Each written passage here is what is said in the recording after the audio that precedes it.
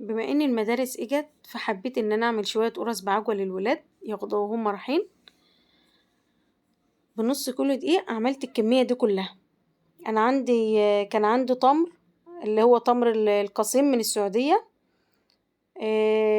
طبعا انا فصصته، شلت النوى منه وعملته في معلقه زبده على النار وحطيت له معلقه سمسم وهرسته بالهراسه عشان يبقى طري معايا. انتوا ممكن تستخدموا اي تمر عندكم او اي عجوه، مفيش مشكله. تمام. يلا نصلي على النبي يا جماعة. اللهم صل وسلم وبارك على سيدنا محمد وعلى أهله وصحبه أجمعين. معايا هنا بولة حطيت فيها كوباية مية ومعلقة خميرة كبيرة، وهنزل بمعلقتين سكر كبار. هقلب كل المكونات دي مع بعضها. طبعا أنا هستخدم المكونات بتاعتي على طول، مش هعمل تيست للخميرة. انتوا حابين تعملوا تيست للخميرة مفيش مشكلة عشان تتأكدوا ان هي صحيحة ولا لا. انا الخميرة بتاعتي صحيحة، وطالما انا بقلب كده بتعمل معايا رغاوي او فقاعات، يبقى انا كده الخميرة بتاعتي صحية واقدر ان انا اشتغل بها على طول. تمام زي ما انتوا شايفين كده. طبعا لازم اقلب كويس علشان السكر بتاعي يدوب، عشان اقدر اشتغل على طول. معايا هنا ربع كوباية زيت هنزل بيها، ومعلقتين لبن بودرة. بقلب كل دول في بعضهم، وبعد كده هنزل بنص كيلو دقيق. معايا نص كيلو دقيق نخلاه طبعا، هنزل بيه واحدة واحدة.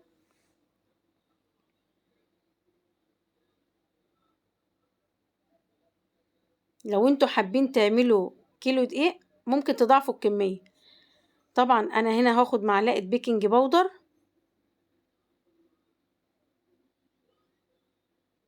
عشان تخلي العجينة طرية وهشة، وهضيف رشة ملح، وهضيف معلقة خل.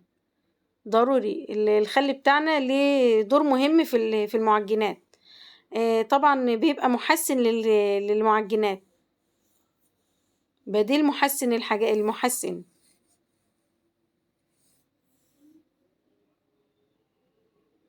بقلب انا بقى كل ده في بعضه. طبعا انا هستخدم بقى ايدي، هسيب الاسباتولي وهستخدم ايديا.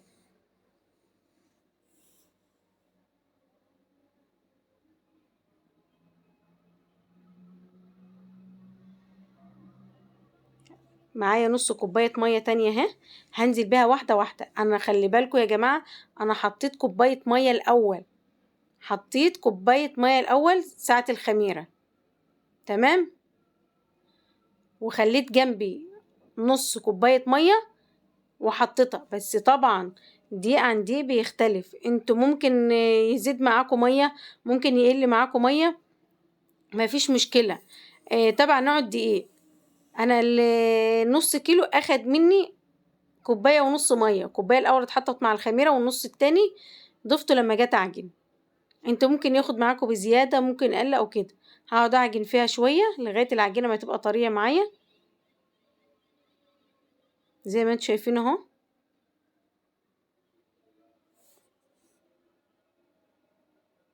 كده العجينة بتاعتي جاهزة اهي، شايفين طرية ازاي.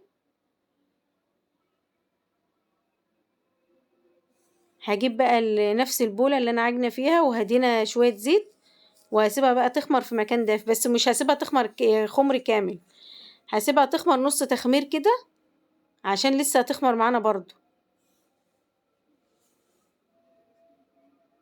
هسيبها تخمر نص تخمير بس، وبقية التخمير هيبقى معانا وانا بشتغل فيها. شايفين هنا مش عالية قوي اهو، كده انا اخدتها نص تخمير بس. طبعا بقى هقطعها لكور صغيرة.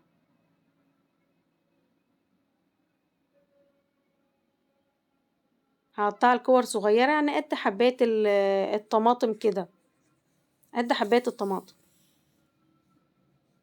انا معايا هنا الصينية دهنها شوية زيت، وهرص عليها واخلص الكمية بتاعتي ديتي، وهغطيها بكيس نضيف عشان وش العجينة ما ينشفش معايا. طبعا انا ما بستخدمش ميزان، عادي انا بعمل كده.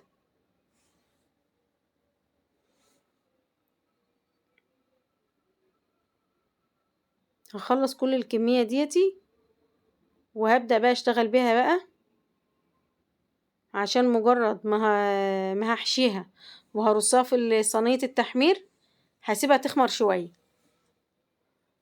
هنا طبعا هي على ما بسحب منها بتبدأ ان هي تخمر شوية بشوية.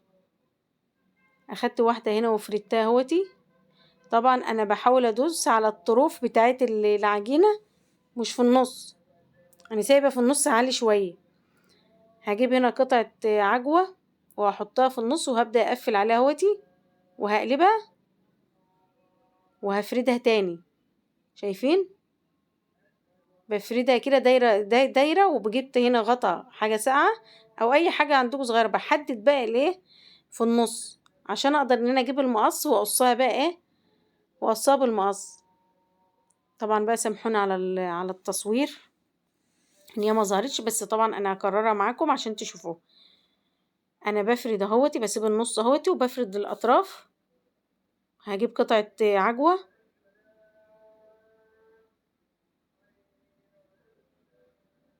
لما تجيبوا العجوة يا جماعة تعملوها على النار بمعلقة زبدة او سمنة، بتدي طعم جميل جدا. انا هنا قفلتها وبفردها اهوتي. افردوها عادي ما يهمكوش. بفردها دايرة وبحدد برضو كوتي عشان لما اجي اقص بالمقص. انتوا طبعا اكيد شايفين الفورمة بتاعتها فعارفين انا عملتها ازاي، لان وانا بقصها بالمقص ما هي الزهرة، فهي الفورمة موضحة انا عملتها ازاي.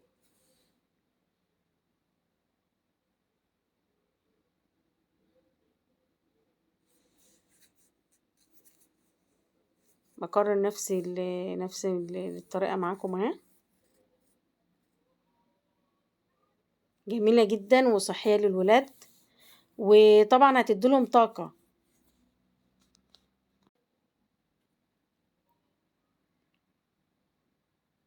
انا عندي ولادي مش من النوع اللي بيفطروا الصبح قبل ما يروحوا المدرسة، وحتى لما بعمل لهم السندوتشات برضو ممكن ياكلوا، انا بعمل لهم فينو، ممكن ياكلوا واحدة فينو وممكن يرجعوا بالباقي، مفيش مشكلة يعني، بيرجعوا لي بالسندوتشات كده كده.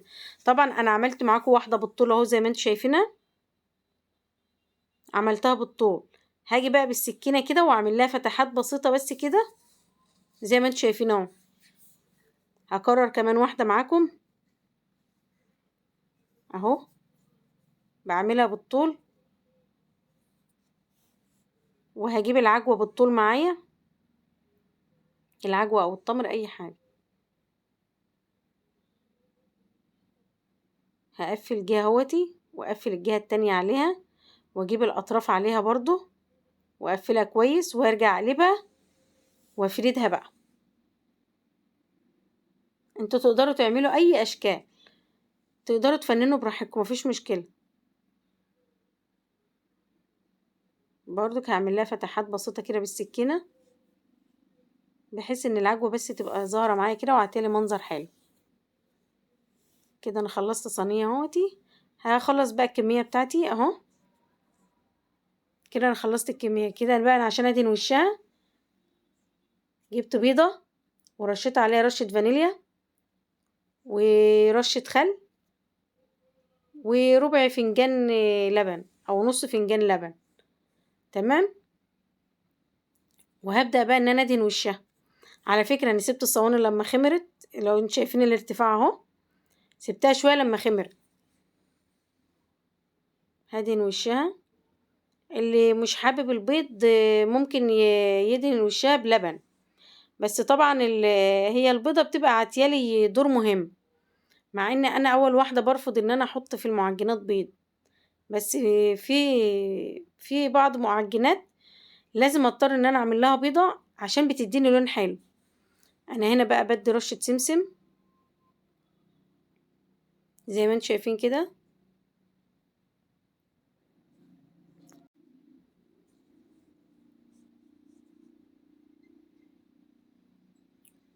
طبعا انا هدخل بقى الايه الصينية اللي خمرت معايا هدخلها. لو التانية لسه ما خمرتش بسيبها شوية لما تخمر، وبعد كده بدخلها برضو. هيستوى معانا. لو شايفين الارضية بتاعتها احمرت والوش لسه، تقدروا تفتحوا الشواية، بس تخلي بالكم عشان بتتلهف بسرعة. وبكده بقى القرص بتاعتنا جاهزة معانا اهي زي ما انتم شايفينها. وعلى فكرة طرية جدا، طرية جدا وجميلة. شايفين ما شاء الله اللهم بارك؟ شايفين؟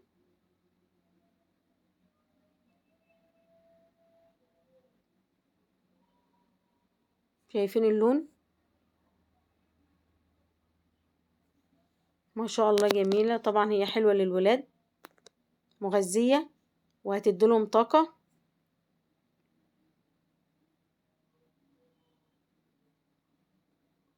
لونها ما شاء الله جميل. شوف انا بضغط عليها طرية ازاي، شايفين؟